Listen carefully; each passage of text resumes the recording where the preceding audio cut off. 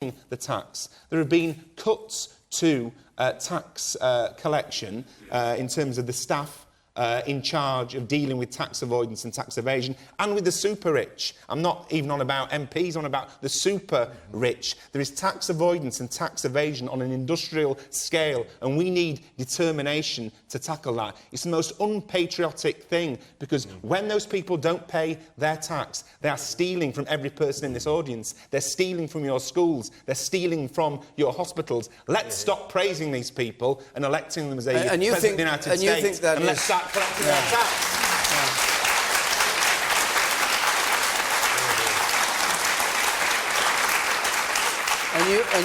And you think that would fill the gap? That would be part of the way to filling the gap, but we also need a strategy for economic growth. Well, we need a strategy for economic growth. And Roy Horne says income tax. Dr. Horne, I think, yes? You think a basic rate of income tax should be increased? I don't think it's just basic rate tax. That brings in a huge tax take. I think it's the higher rate taxes as well. And I accept all the points the panel have made regarding the evasion of tax and the fact you actually need a new tax to deal with corporations, a sort of tax which they can only set against UK corporation tax. But I must say, the only person on your panel tonight who can change this is Sarah Wollaston. And she is crying a lot of crocodile tears over the NHS.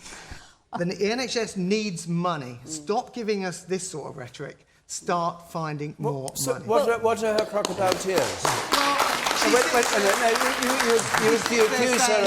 You accuse her of hypocrisy by saying she's... I do. She will sit there and tell us how difficult it is for the NHS to be run and how many people need to be treated. We know the demand of this equation.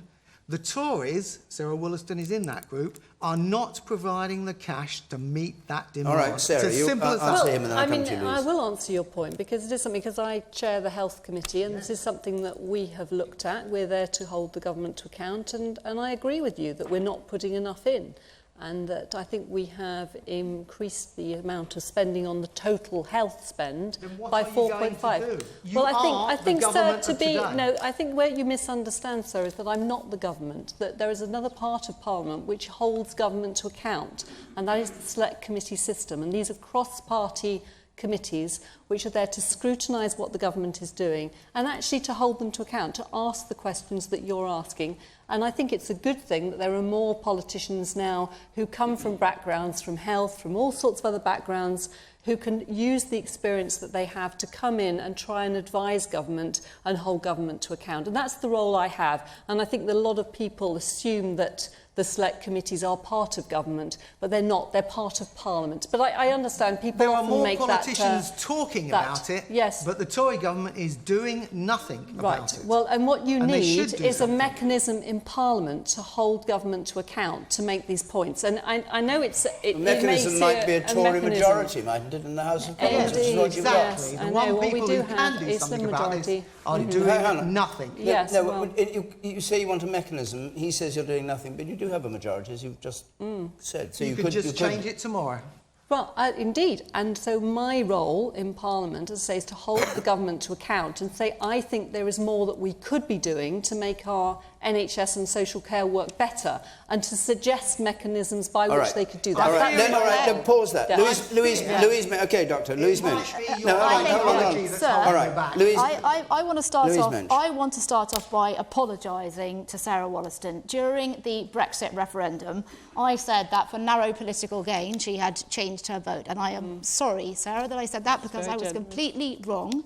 You are one of the best MPs that we have seen in a long time, and this is a doctor who served the public all her life as a GP, working in rape crisis centres before she was elected in an open primary and came into politics. And when I hear this level of cynicism, I do get slightly annoyed, because when people are doing their best to stand up for the public and are just treated like random liars, that is wrong. Let me say, though, to the question that was asked in terms of should we raise tax on basic ratepayers? Should we raise it on corporations? Should we raise it on the super rich? Let's just have a big tax party and raise the tax on everybody. I don't think that there is this perfect balance between throwing money at the NHS in the state that it is in and receiving the best care. The question shouldn't be how can we spend more money on the NHS. The question should be how can we get the best possible care across disciplines for people that is free at the point of use? How can we get the best possible NHS? And the answer isn't just to raise taxes. That makes our economy worse. Socialism has never succeeded anywhere in the world that it has been tried. Capitalism is what makes these things grow. And we saw in DFID, the Department for International Development, they had some openness. They published where the money went. And journalists, people were able to look at it and see all the waste, all the consultants, all the corruption, all the stuff that's not going to the front line. I'd like to see some openness in what's spent in the NHS and see if we can improve our NHS for everybody in this country without just throwing money at it. And that's the answer. Thank you. I'll come to one or two... Yes, woman up there. I'll come to you in a second, Richard. I'm glad that you mentioned DFID, actually, because what I think would be important is not to look at increasing taxation, but looking at where our budgets are at the moment, and perhaps looking at reducing foreign aid for this reason, that a lot of the illegal immigrants in this country are using resources. And we discussed last week that you can't turn away from hospitals and you can't turn away from schools. So why can we not treat these people, give them all the resources that people who are legally here are entitled to, but get reimbursement from the foreign aid budget? So to shuffle the budgets that we have rather than increase taxation. So use the DFID budget for people who've arrived here as immigrants? When they're illegal immigrants here and we can't turn them away, they're effectively foreigners in this country. So treat them with the same budget that the foreign aid would have given them in their countries. All right. What do you think of that? I'll come to you. What do you think of that particular proposal? Well, I do want to make the point, by the way, that our NHS is kept running by migrants who work in our NHS, and we do need to look at increasing training, so we're training more doctors, so we're training more nurses. But on the point that Louise now, on the point raised... she was making, can you just do that one? You heard her point. I was talking about the budget, how you pay for it, how you get money, and it's not so much from increasing taxation, but looking at where our budget, our national budget is spent. We have a huge foreign aid budget, which is actually quite a lot more than other countries, and where we're looking after the interests of illegal immigrants who shouldn't really be here, but we don't want to turn them away from our hospitals and our schools and our housing, and indeed our prisons, and invoice that back to the foreign aid budget and get it back in. The reason for the crisis in our NHS is not the amount of money that the Conservative government spends on foreign aid. And what I would say is that I do agree that the NHS should be properly funded, but it's not only proper funding that will solve the problem. I think we have, in Jeremy Hunt, a health secretary that is failing. Guess what?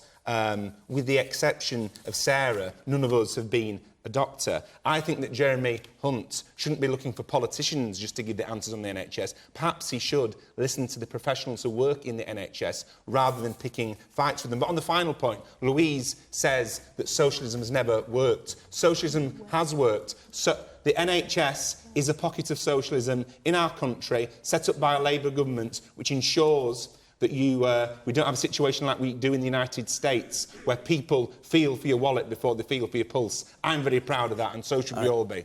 I want to take... I'll take just one more point from the woman in green there, and then I must move on, I'm afraid. Hi there. I just wanted to say that although we can put more money into the NHS, for sure, from tax, but actually, how are we going to ensure that that money is spent wisely? There's so much bureaucracy going on, and it's not necessarily going into the services that it needs to. So, for example, there's a report that came out last week which showed that suicide is the main cause of death of new mums. Yeah. That's something that in perinatal mental health, you know, we are not saving women who have just had babies. Hold on. Just start again. Start again. I had postnatal illness for 13 years. All right. No help. No help. Okay, and I'll take one more point. You say in the checked shirt then, yes, and then we must... I do work in the NHS. Yes, what as? I'm a manager. Yeah. Bureaucrat. It's the only organisation I've worked in where everybody I've come across is genuinely focused on delivering the objective of that organisation. I've served in the army, and that was mostly the case in the army, but not universally. In the NHS it is. And with 98% of trust in deficit, or I forget the exact number, that's not simply a question of bad management. That there is not enough money, and I spend all of my days trying to work out how we can deliver the care that we need to deliver with what diminishing amounts of money we have. We need more money. And how...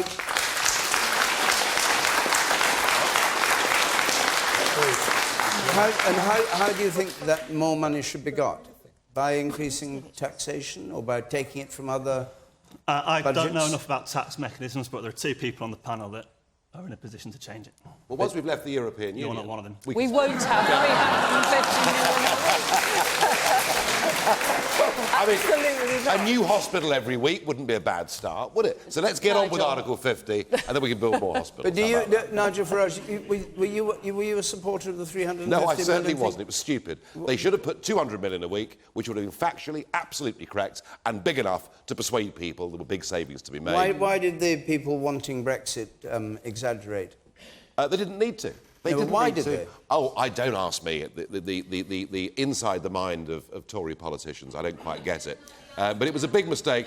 As I say, whether it was 350 or 200 was irrelevant, really. It was to say to people, we'll make big savings. But it was a mistake, yes. OK. A lie, somebody shouts out. You in orange there, the woman in orange, just there on the corner. Thank you. Yes, I think this is an important debate, but we've always focused on the NHS, and yet the real problem, as Sarah pointed out, is it's actually funding social care, and that's funded by the local authorities. And until we actually accept that, we're always going to have pressure on our NHS because it's shifting what should be something that could be managed quite effectively and quite locally into a very, very expensive centres, putting real cost pressures on those centres. So we really do have to get the balance right and start. And do you think we expect too much social care to be provided, not enough to be provided by families and individuals for their families? I think that's an interesting point, because I think most people think the NHS was there to provide care, but increasingly care has been shifted out of the NHS into families, into social care, into care homes, and not being provided directly by the NHS. And I think that that is a balance that we need to look at and understand a bit better. OK, and you, sir, in pink here. Yes. I work as a part-time carer, but I just wanted to pick up on what Louise said earlier.